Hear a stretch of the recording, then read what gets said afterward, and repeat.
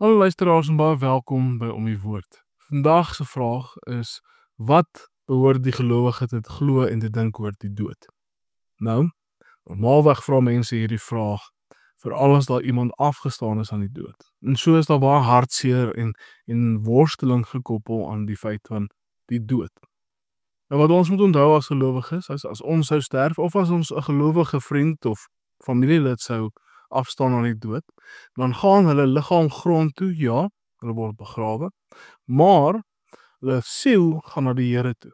En so is hulle saam met die Here daar waar hulle dood is, tot en met die wederkoms van ons Here Jesus Christus, waar elkeen verheerlikte nuwe liggame sal ontvang, en so dan ook sal ons op die nuwe aarde leef wat Christus vir ons kom skep.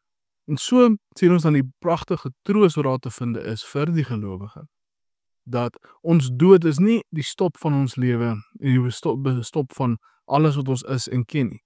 Ons dood is eintlik 'n verskywing van onsself na 'n ander staat van lewe, en so dan ook eintlik 'n beter staat van lewe. Daar waar ons bevlek is met die sonde, kan ons dan sê, dood, waar is jou angel?